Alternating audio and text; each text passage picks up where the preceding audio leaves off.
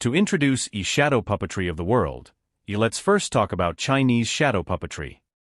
Considering the extensive content, we have decided to present it in 2 episodes.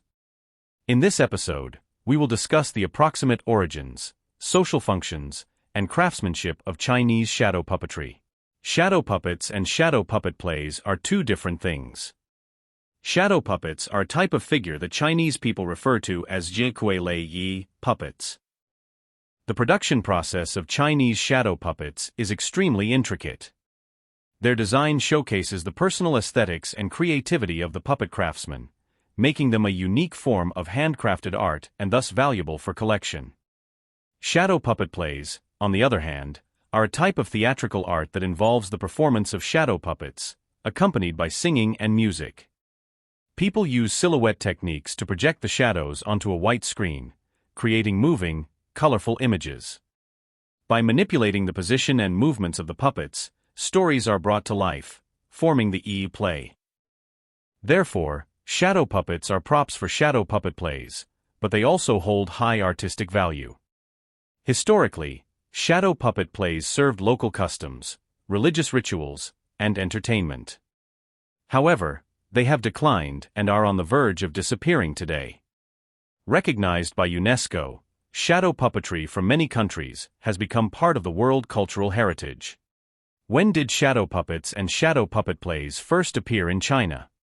Regarding this question, there are many differing opinions in books, online sources, and among shadow puppet performers from various regions, making it hard to discern the truth. The first theory is that the prototype of Chinese shadow puppetry appeared roughly during the Qin dynasty, 221 to 206 BCE, and the Han dynasty, 206 BCE, 220 CE. The records of the Grand Historian Yi Shiji contains accounts from the Western Han period, mentioning an educator and politician named Dong Zhongshu, who used shadow puppets as teaching aids for the imperial children. Another account states that during the late Eastern Han period, General Ma Yuan, while on a military campaign, used paper cutouts in various shapes to boost the morale of his hungry and exhausted soldiers. He projected these shapes onto the tent walls by the campfire at night to entertain and motivate the troops. The second theory suggests that shadow puppetry originated in the Mid-Tang dynasty and was prevalent in the area now known as Gongyi City in Hunan province. It is said that a man named Zhang Guilao used light to project shadows cut from paper to explain the mysteries of Taoism to people. Zhang Guilao was a figure from the Tang dynasty, and his story first appeared in miscellaneous records of Emperor Minghuang and Zhenu Tang Book, biography of Zhang Gui. Additionally, it is mentioned in a certain historical book that shadow puppetry was widely popular in both the imperial court and among the common people during the Tang dynasty. The third theory mentions a Tang dynasty proverb: shadow puppetry was left by the Holy Buddha, not yet performed until the opening act.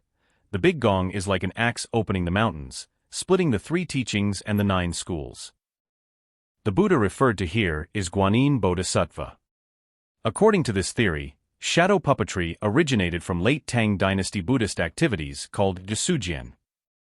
Isujian involved monks explaining Buddhist teachings to ordinary people. They used paper cutouts of figures from Buddhist scriptures to attract and gather people to listen to their preaching. The heyday of Chinese shadow puppetry clearly began in the Song dynasty. The Song dynasty was an era of great cultural, scientific, and commercial development. During that time, literary giants emerged, and common people enjoyed poetry, music, and drama, giving rise to a leisurely lifestyle. According to Wikipedia, Zhigulan Wuxia, also known as Yi Wuxia, emerged during the reigns of Emperor Runzong and Emperor Shenzong of the Song dynasty.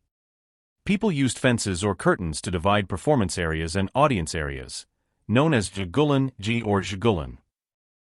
Their rich entertainment programs were no less impressive than ours today. It is said that there were over 100 types of entertainment activities in the Song dynasty, including storytelling, puppetry, acrobatics, miscellaneous dramas, and shadow puppetry, which was particularly popular. Consequently, the Song dynasty left countless records of shadow puppetry, such as in Yi Shiwu Ji Yuan, it is written, during the reign of Emperor Runzong of the Song dynasty, there were people in the town who could talk about the 3 kingdoms. Some of them would take these stories and create shadow figures, depicting the imagery of the three-way war between Wei, Shu, and Wu, recorded in Zhang Lei's Yasu Mingdao Zatzi during the Northern Song dynasty. In the capital, there was a wealthy young man who particularly enjoyed watching shadow puppetry. Whenever it reached the scene of Guan Yu's execution, he would shed tears, pleading with the puppeteer to delay it. This illustrates how vivid the performance of shadow puppetry was. In Meng Yuanlao's Dreams of Splendor in the Eastern Capital, it is mentioned. Zhe Ding Yi, Shouji, and others performed Qiao shadow plays. The so-called Qiao shadow refers to comical plays performed by shadows. In the book's Records of Capital Cities' Splendor, various performers in tile houses, it states, shadow puppetry, initially crafted with plain paper in the capital city, later adorned with colored leather, shares similarities with historical records. Generally, truth and fiction intertwine, with virtuous characters depicted with noble appearances, while deceitful ones are given ugly features. This passage suggests that during the Southern Song dynasty, shadow puppetry performances had begun to resemble other forms of Chinese theatrical productions. The content of the performances mainly revolved around historical stories, with protagonists depicted beautifully and antagonists portrayed with grotesque appearances. There are numerous records, so we won't list them all here. During the Yuan dynasty, the Mongols regarded shadow puppetry as one of the recreational activities in the army, causing it to spread to Central Asia along with the Mongol army's westward expansion. In summary, in the initial stages of shadow puppetry, animals and human figures were crafted from paper. Probably during the Song dynasty, leather became more commonly used in making shadow puppets. The above theories of origin suffice to explain that in China, the emergence and development of shadow puppetry closely followed the needs and purposes of different era societies. The development of shadow puppetry can be broadly divided into the following stages. In the initial stage, it served primitive shamanistic cultures. Ancient China was a country with a polytheistic belief system. Primitive superstitions stemmed from both fear and reverence towards nature. Even today, outside urban areas in China, one can observe people's reverence and offerings to various gods and spirits. Therefore, it is not difficult to understand that ancient Chinese perceptions of shadow puppetry were accompanied by their reverence for primitive cultures such as shamanism. Shadow puppetry was used for exorcism, appeasing gods, and sending off spirits, giving rise to the notion of shadow puppetry exorcism. Shadow puppets in this stage were mostly made of paper, with paper being relatively coarse and thick before the Song dynasty. A reference point for this might be the handmade paper produced by the Naxi people in Yunnan today. The existence of paper puppets is not without precedent, as we will see in the next section, when we introduce the example of the Guangdong Chaozhou paper shadow puppetry. With the passage of time, during the Sui and Tang dynasties, Buddhism became prevalent in China, and shadow puppetry gradually began to serve this foreign religion. Developmental stage: serving Buddhism. Since Buddhism was introduced to China during the Eastern Han dynasty, it gradually evolved into a Buddhist culture with Chinese characteristics. The rulers of the Tang dynasty vigorously promoted Buddhism, and temples of all sizes provided places for common people to pray and seek blessings. The practice of expounding Buddhist scriptures and teachings was prevalent in temples. To cater to different audiences, there were two types of sermon delivery.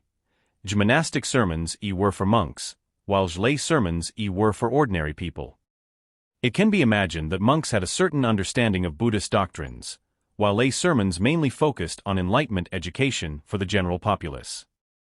Therefore, in order to make Buddhist scriptures lively and engaging, the format of lay sermons was diverse, incorporating storytelling and singing. The purpose was to captivate the audience and inspire their thoughts with Buddhist teachings. In essence, lay sermons were actually paper shadow puppetry storytelling. In the flourishing stage, shadow puppetry served entertainment folk culture. During the Song, Yuan, Ming, and Qing dynasties in Chinese history, shadow puppetry was widely popular throughout the country, reaching its peak.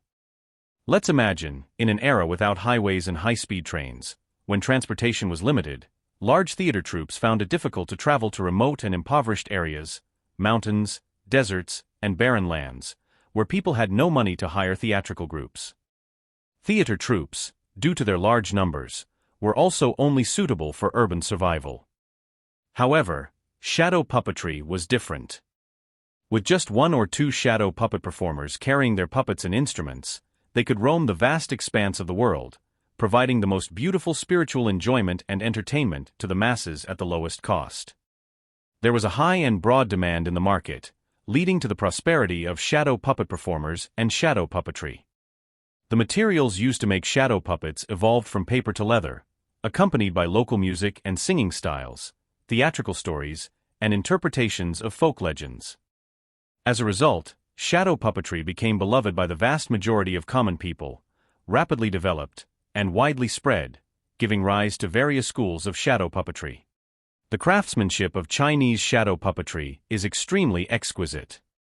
These leather-cut silhouettes, when illuminated and projected onto a screen, produce clear and magnified shadows. They are vibrant in color and finely carved. Characters in Chinese shadow puppetry typically have 8 or more articulated joints, located at the neck, body, waist, legs, shoulders, elbows, wrists, and other positions. Although all shadow puppets have profiles for faces, the multitude of articulation points in the body allows for flexibility that compensates for the static facial expressions. Not all shadow puppets from other countries have as many articulated joints as Chinese shadow puppets do. This is because Chinese shadow puppetry, influenced by various regional live theatrical performances in terms of vocal styles, performances, and plotlines, strives to imitate real-life movements, thus forming a significant characteristic of Chinese shadow puppetry. The traditional Chinese method of making shadow puppets typically involves the following procedures. Step 1. Selecting leather. Usually, leather from young cattle aged 3 to 5 years is chosen. Leather from this age range is of moderate thickness, firm yet flexible, and translucent. Step 2. Preparing the leather. This process usually takes place in spring. After soaking in water for 3 days, the hair is scraped off the leather using a scraper. Step 3. Drying the leather. The leather is hung in a cool, shaded place. During the drying process, the tension is continually adjusted according to the degree of shrinkage of the leather, resulting in a clean leather. Step 4. Sketching. Once the leather is dried, the required characters and scenery for the shadow puppetry are drawn on the leather. Step 5. Tracing. Using steel needles, the outlines of the drawings on the leather are traced, creating a G template. Step 6. Carving. Excess parts are removed from the leather, leaving the outlines intact, in a process called sun carving. Step 7. Coloring. Coloring of Chinese shadow puppets is usually done on both sides using mineral and plant-based pigments such as purple copper, silver vermilion, and prunus, to produce colors like crimson, emerald green, and apricot yellow. Step 8. Ironing. This step aims to evaporate the moisture within the leather to a great extent, also for preservation purposes. Step 9. Assembling. Involves finding the balance of the shadow puppet, determining the articulation points, and the support points of bamboo sticks. This allows the shadow puppet to display various movements during performances. After watching this episode, do you now have a general and comprehensive understanding of Chinese shadow puppetry? We hope to receive your support and encouragement, so please subscribe and like. In the next episode, we will further introduce various schools and characteristics of Chinese shadow puppetry. Please stay tuned and feel free to leave comments, sharing your insights into shadow puppetry. Thank you for watching.